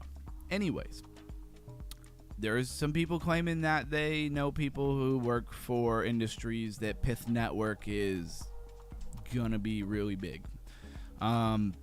Do with that whatever you want. I'm not saying to buy it. I own a little bit, and I own actually a really small amount, and considering maybe buying some more with the news and interactions that I've been given, but I don't know, because many times I've heard people say, hey, this person works in this sector and like this coin is chosen, but a lot of those times I didn't buy because they were super like a friend of a friend of a friend of a friend, unverified, way too far down the pipeline, the telephone, if you will. And this is a lot closer to home, so I may at least throw a couple more $100 into it, right? Oh, it bonded. I only have a moon bag of shark frogs, so I'm not too worried about that. But we'll get to that in a minute. Anyways, I just wanted to say that about Pith Network. You do what you want with that information. KDO, KiteSync, and ThorChain. And no, I'm not going to tell you who they are because I don't think they'd want me to do that. KDO, KiteSync, and ThorChain. And I'm not going to get on here and talk about that every day. It bonded. I don't think it was Frogcoin that bonded, right? No. It was Shark Frog. And it did. It bonded. That's what I'm saying. Like, if I got in at 16K and this thing bonded, it was already back at 24, like, immediately. Within, like, the same 5 minute, probably 1 minute candle. Yeah. It bonded at, like, 30, went as high as, like, 35,000 and as low as 20,000 in less than 1 minute. And that's why you turn your head for a second, you could just absolutely get whooped. All I have is a moon bag of this, so as we say, for dust or moon, I'm here for it. Let's see what happens to Shark Frog. If the creators had a coin go to 1.7 million, that's probably good enough for me to hang out. Frogcat, the OG, just absolutely tanked. I told you I messed up my moon bags. I'm mostly talking to some of my hardcore members here. Hardcore members, that probably doesn't sound good. To my crypto family, that's who I'm talking to. I like that. That sounds much better. My open position for Frogcat is 4 cents. That's how bad I messed up my moon bags, because I sold 50% and it didn't update. And I'm like going through my different coins. I had like 3 or 4 different coins that we were in, and like I kept trying to make sure I sold 50% again in all of them as I was taking profits, because selling 50% is a lot of times how I take profit. And I guess I hit it one too many times, because somehow I was only worth 4 cents. Anyways, neither here nor there. That was a dumb mistake on my behalf. Frogcat, my moon bag is worth 15 cents. I did well though. I mean, I profited like $13 on it, so that was pretty solid. Just talking out loud here, to whom it may concern. Shark Frog, what are we doing? Wow, it went back to 35k. This is good, because this is the one that I actually didn't completely mess up my moon bag. But on a moon bag like this, when do you sell it? 50k, 100k? Like a moon bag, this is one thing that I haven't really said, because I haven't had any of them do so well. But when do you sell it? Because that one that we got into, it went to like 200k before we got into it, and then we found it at like peanuts. But it had just gone to 200k, but it didn't seem like it stayed there very long. Again, this is the project I was talking about, Lumina. Great tokenomics. Will it matter? Doesn't matter. You could have the best tokenomics in the world. If nobody cares about your project, it won't matter. Now, what I really like about it is they have incentive for you to hold the coin. That's great. That really could help. Okay, so I have nothing to incubate here. Let's go to bag and see that item that I just got. What is this?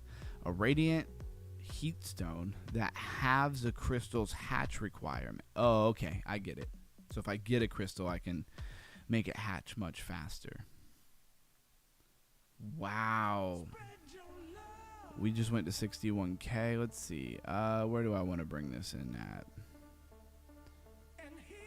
I have some. Oh wait, that's not so random. Star Baby. All right, let's go in here. Star Baby got whooped. Talking about how fast coins move. My son wanted me to help him get some money in his crypto wallet. My son's 8, so obviously he didn't know how to do that himself. I literally was staring at my phone trying to exit. I looked up and looked back down, and it had bonded. And I mean, literally, it had to have been 3 seconds. Like, it couldn't have been more than 3 seconds. I looked up to look at the wallet he was trying to show me, and I looked down at my phone to make sure I didn't miss it, and I had missed it. That is how fast stuff moves. Can be a little frustrating, right? They are using bots and stuff like that. What am I trying to pull up here? Shark Frog. Let's look for Shark Frog. Shark Frog. There we are. If we even, okay, wow, I'm impressed. We actually got a chart. Pump.fun is notorious on desktop for just not having any charts. So let's see. Position doing well. So because it's bonded now, I guess we have here. Let me get back to the chat so I can actually see stuff. Because it's bonded now, I guess we have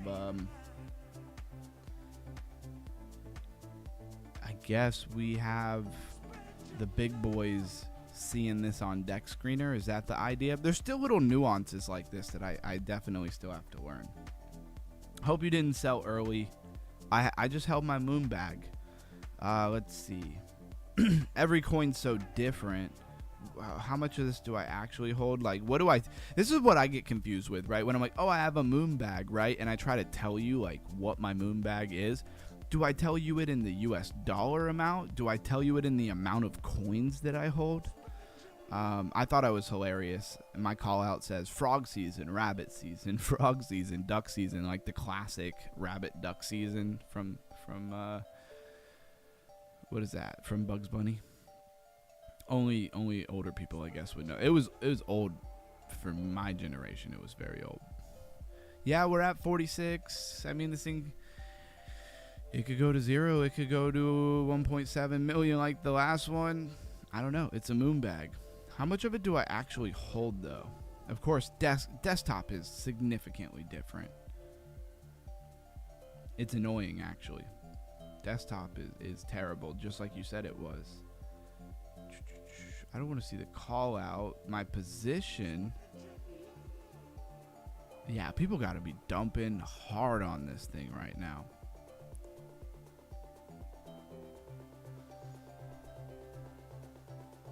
Again, it's all profit, so. It says, told you, bro, we eaten today. It's frog season, LFG. Crime coming. It's still holding. I'm still holding a moon bag. Yeah. But I'm trying to figure out, like, how do I, like, tell you how big my moon bag is? By dollar amount or the amount of coin that I hold? Amount of coin seems insignificant because, right, isn't it going to be different, like, per project? So, yeah. Anyways, it's worth about $4 right now, looks like. And then, of course, my number's drastically different on here versus on my phone. Oh, down to 38K. Got rocked. My moon bag is worth $5 now instead of 10.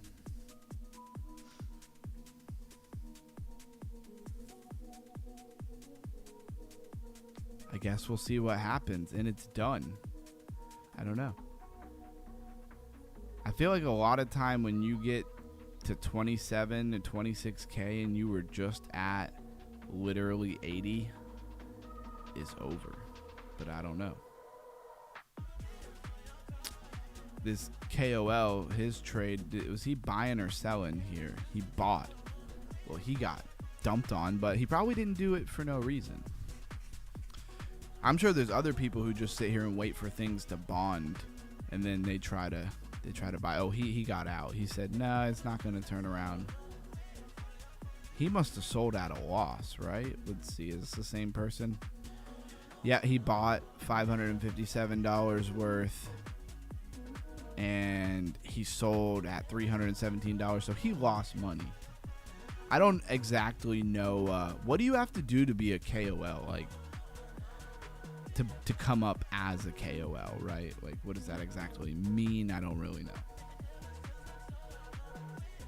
All right, I can get back to the chat because I'm watching it over here. This was a slow cook. Was chilling for hours. A child could have made 5x on this. Easy. KOL was late. I outsmart them all. Prime Minister is definitely, he's on it.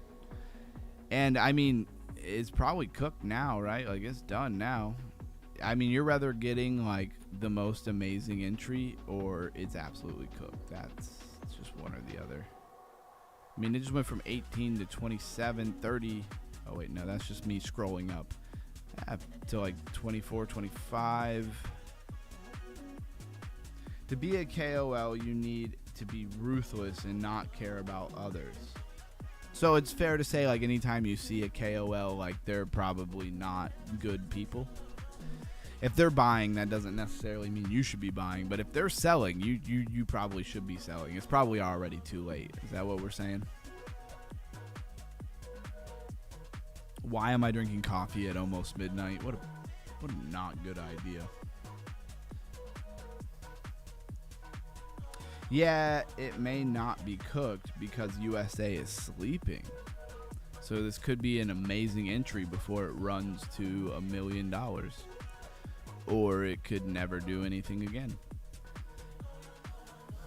I guess if you got to like 3 or 4K, even though that would probably be catastrophic. I'm just thinking out loud. But if it went to 3 or 4K real quick, that could probably be an amazing entry. With super low risk. Probably not going to happen. If you go to 3 to 4K, it's probably over. Others may want to still buy this. Right, because they're still sleeping. US hasn't woke up yet. If anything, I'm in US and I haven't gone to bed yet. And who knows? It's been good. It's been good over here on Pump.Fun. So who knows if any sleep will be had tonight. Asia is pumping coins now. For me, I'll say a lot of times we do really well in Asian market, Europe market comes along, gives like the tiniest pump for like 30 minutes and then fizzles out. So nothing out of Europe. And then the US wakes up and gives nothing. It's like they dumped all the coins that they bought in their sleep or something. I don't know. I've just noticed that a lot. I've waited many times for the US hours to wake up for nothing. Now, I haven't been doing it as long as you, so I have not seen all the different environments, right? Is one thing to say. I only have a moon bag, so I don't have to sit here and watch this the whole time. But I realize I need more experience with that. But in some of the arenas that we've been in, or I should say environments for volume and stuff and world geopolitical events, America and market has not been helpful on Pump.Fun, that's for sure. Welcome to Sunflower Land. And I'm not going to say all the things I normally say, other than I love DeFi gaming, and I'm glad to have some better games to play. I'm going to leave it at that. Sunflower Land, definitely in the fave. I haven't played zee-verse in a while. I got to pull zee-verse up. I don't even know why I haven't played zee-verse. Probably because it takes a little bit more time and attention. Sunflower Land, I could just pop over and just like do something. I don't have to wait for it to load. Zee-verse, I kind of got to load it up every time. And it makes it hard to just like leave it up and just pop over and do something and then come back 20 minutes later and do something again. That can be difficult. So I guess that's why I haven't been grinding zee-verse. But I definitely own some Z token. And I don't know how good the tokenomics are, but it's very low value. Very low market cap, that's for sure. You don't need much to have a nice moon bag of some V. VEE is the coin.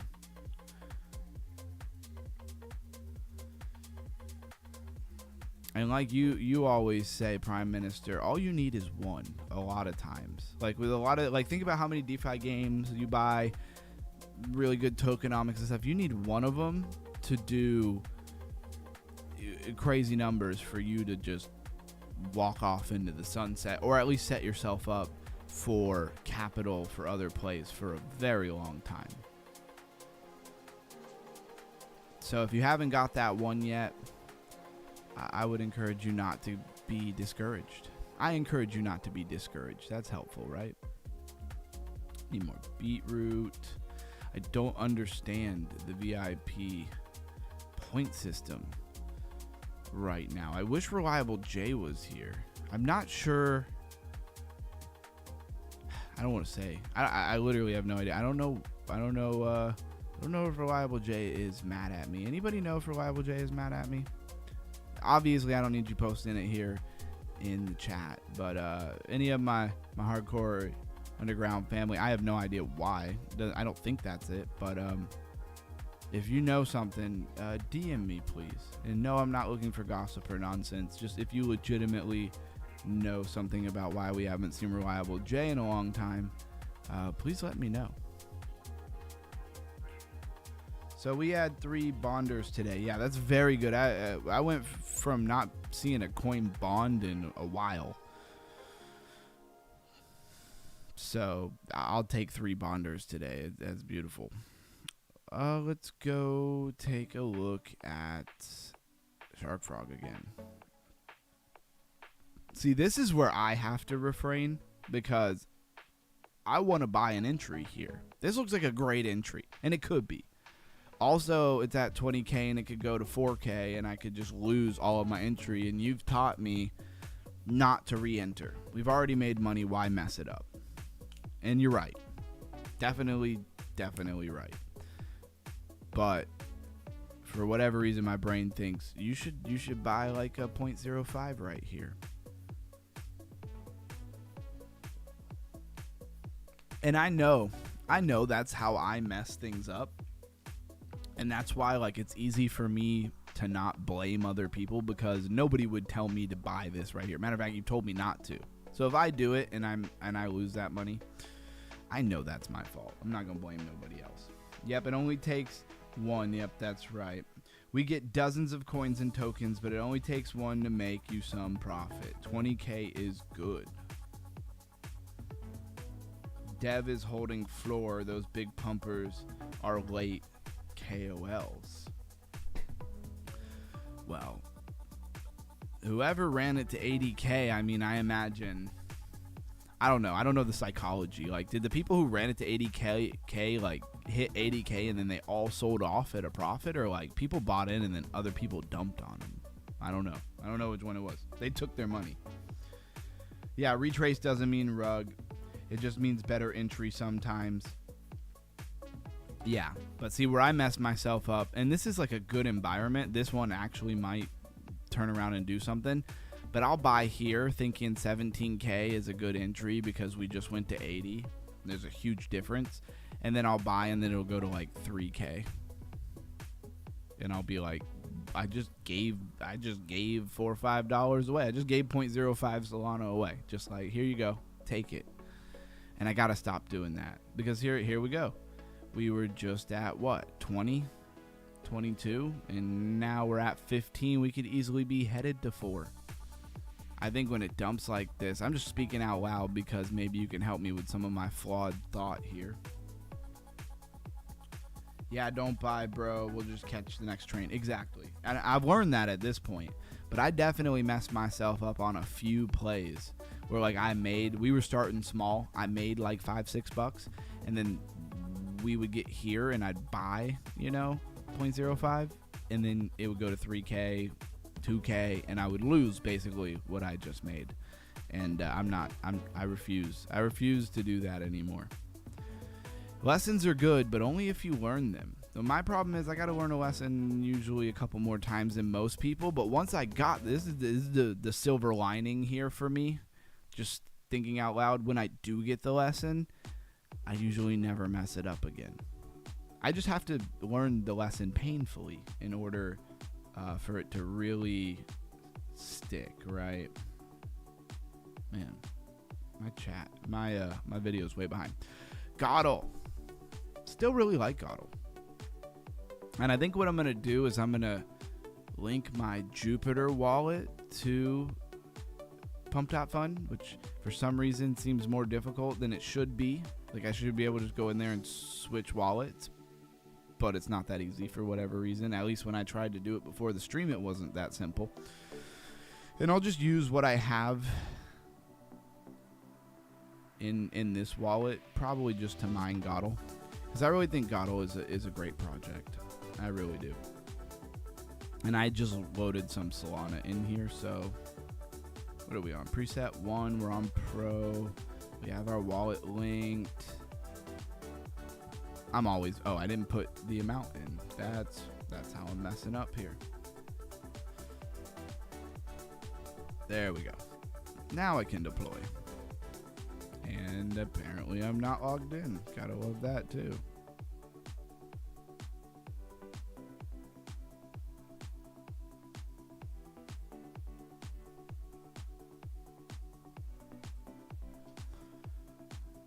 Alright, let's approve this. Bang, bang. And we're mining. I didn't even look at the mine rate. Dang it. It's only at 10%. I don't know if I really want to. And, why is it at 10%? Neither one of these jackpots is really all that great. What's Rush at? 500. I really thought one day I was gonna catch that Rush. I really did. And then it went to like 62 Solana, like one of the biggest rushes I've ever seen. And then all these people come in here and they catch it at 2, they catch it at 6. The jackpot was really high in the mine, so nobody was contesting me like at all. And it was beautiful. And yeah. And then somehow I still managed to not win anything, and it went to 62 Solana. And I actually made money off the shovels. That was pretty dope. I don't think I want any of that right now. Oof. Yeah, I'm going to cancel it. Oh, no, I don't want to claim soul. I want to stop mining. That's what I want to do. Stop. There we go. It's at 8%. I don't think I want to mine at 8%. That's no fun. All right. Anyways, love Godel. Shout out Godel. It's been a little bit since I shouted them out. Just really wanted to do that. Oh, are we about to lift off? Are we about to lift off?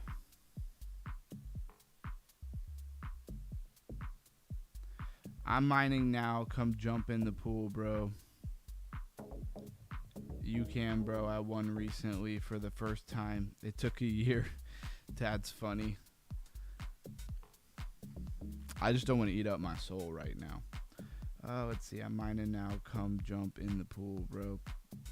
Okay, so he's saying I should be mining. I thought we don't. Yeah, we're at 7.4%. I thought we weren't mining at 7.4% unless we wanted like a piece of the jackpot was the reason why you would mine. And well, the piece of the jackpot's not very great right this second. This thing is like straight up not even loading. Let's refresh this. Or am I missing something? Do I have this wrong? 7.4%. I don't want to drop shovels at like this. We're already at 6. Who knows? It could go to 60 soul. It could hit in 5 spins, and I never make any of my money back. I like to try to get in early on these.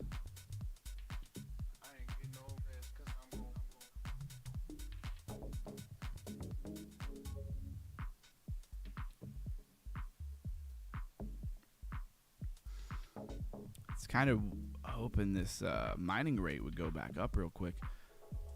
I do like that we went to $1.73 and $1.60, I think, but we held it and we've started trending back up, even though, I mean, crypto hasn't been like extremely bullish or anything.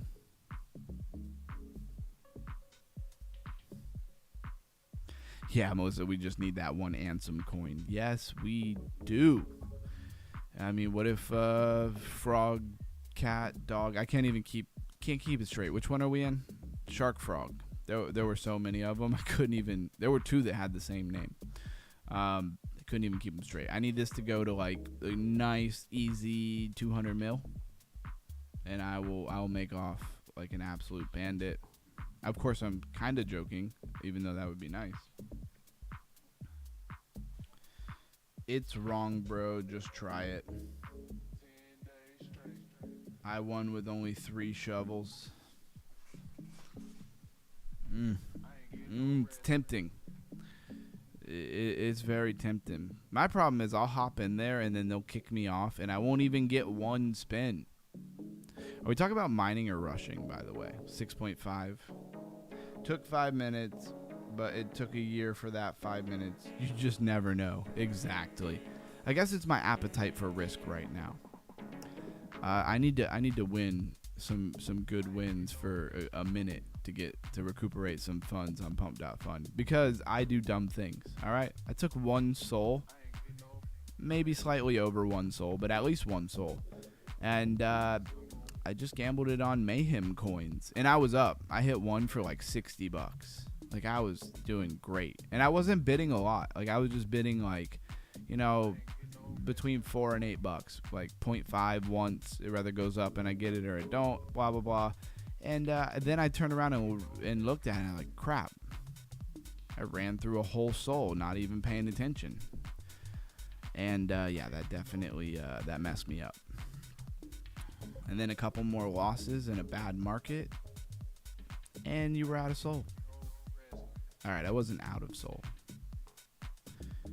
You get my point. And if you haven't figured it out, we are in the underground crypto hangout part of the night where I am swapping between different games that I'm playing.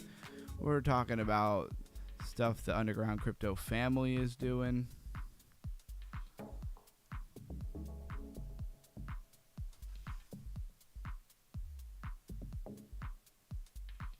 Rush, they changed the timer. It rolls random between 30 and 60 seconds. It's much more random now. Oh, really? Well, that's good to know. Let me go back and take a look at that. So he says it rolls random between 30 seconds and 60 seconds. So I guess you don't know how long the countdown's gonna be.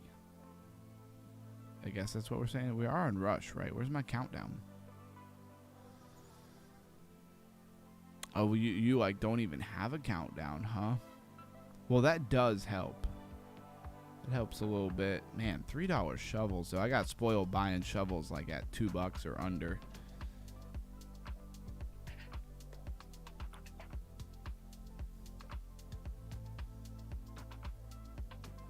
So now we just don't even know when it's gonna go. Okay, so there is a timer. 1 minute, 4 seconds ago. Wait, now it's over a minute? So how long can it go? I thought you said it was between, okay, 30 and 60. Exactly, watch it, you'll see. Yeah, I see it. 6 seconds. Has this person ever won before? No, Angelo, they've won twice. They won a little bit. I mean, it's a nice jackpot. All right, you convinced me. I'll buy a shovel, but I don't know if I want to buy like multiple shovels. Ah, $3. Let's see if I even get one spin.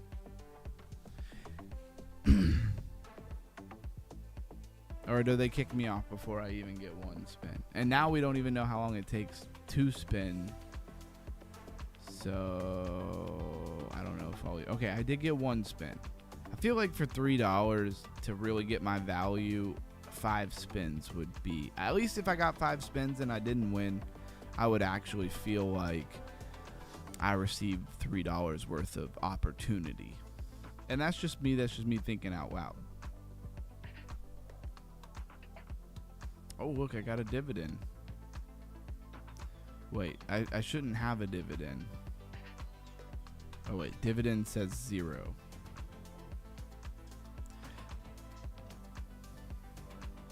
And sometimes I get bounced out of the leader and it doesn't update. Okay, cool, I'm still there. Bro, if I won $500 right now, that would be wild. That looks like it just rolled back to back. I like that. I like that you could get multiple rolls pretty quickly. Tip here, count from each roll. Like count seconds. I mean, I can see the seconds. Or just keep track in my head of how many seconds. What exactly do you mean? Ah, he kicked me off. I think I got 3 rolls there. But like I could rack up way too much money way too fast here. And who knows how much money this person has. They don't have a lot of money in here, but that doesn't mean anything. They could totally be moving money from somewhere else. I really don't want to eat up my money here.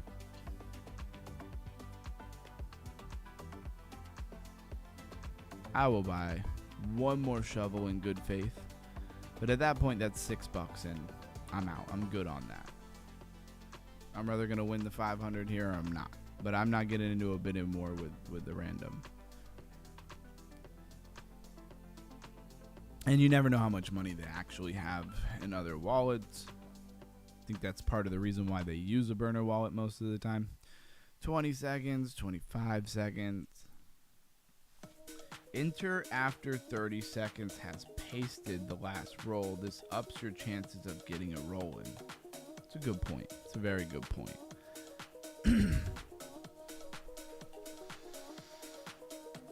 I always got to be careful not to psych myself out, because for whatever reason I have not the see. Look, I already got kicked. I got one roll, and maybe I did that to myself. But in my opinion, I just wasted $6. I mean, I got 4 rolls for $6. If I won 500, it would have been awesome. It's like the lottery, buy a scratch off. But I'd have to be committed to putting like $100 into this. Otherwise, like, I don't even feel like it's competitive. I gotta have enough money to run this guy off, and you could run this guy off. And then another random person could just show up to the party and drop one. I like the idea. I think it's cool. I don't want to dog it. I really don't. But I just don't think it's for me, honestly. Wow, we went back to 23K, huh? And it just jumped with a gap in price. That could just be the chart here.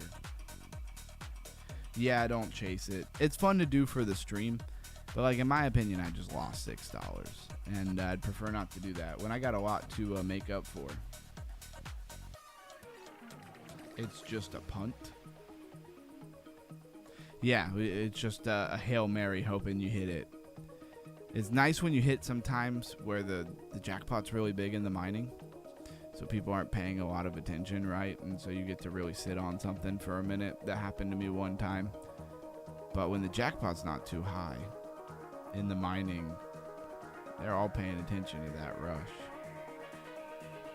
Now, if I was getting them for like, you know, $6 and I actually got, you know, 3 shovels instead of 2, that would help a little bit. I dropped $60 on shovels one time. And I actually made like a $15 profit off of it, and I couldn't believe it. And it's only because it went to like 65 SOL for rush, which I had never seen it go that high before. So when I realized I had dropped $60 in shovels and I didn't win, got a little carried away chasing, I was pretty blowed because I really thought I had just lost that money. And somehow I didn't lose the money, but I still eventually went and lost the money. So, risk management control. I'm learning. Welcome to Chainers. Let's hit our Chainer stuff today. We have been live streaming for 2 hours. I am about to hop off. There's no stream tomorrow, but you can always find me in the Discord, and that is why the Discord is in the description, I guess. I guess I never put the link in the chat. Melissa did, for sure, many times. So scroll back and you'll find it. For whatever reason, it's not in my chat. And if I refresh it, I'm not sure what's going to happen. Lagging. What are you going to give me? Give me some good. Regular fertilizer. Come on. Dang it. Legendary fertilizer. Junk. It's crazy in the game economics when legendary fertilizer is like useless and common fertilizer is like everything I need. Well, you know what it is, guys. I'm going to go ahead and hop off. We've been live for 2 hours. I gave you guys my time, my energy, but I got to hop off. It's midnight. But for my Trench family, you find me in the chat. I'll still be watching. I'll still be up. Stay underground. Stay crypto. Think long term. Raise that crypto IQ. And if you don't know, let me pick a random topic, what a mem pool is. Maximal extractable value. Then you need to raise that crypto IQ Monday through Friday, 8:30 p.m. New York time, right here on YouTube. I'm going to start cross-streaming to other platforms, so that's going to be fun. Also, Saturday, 10 p.m. New York time. I'll see you guys over in the chat. Everybody else, you can hit me up on Discord. Underground Crypto out. And I really hope you guys enjoyed the HEX series. Do we do one about Richard Hart and stuff next week? Tell me in the Discord.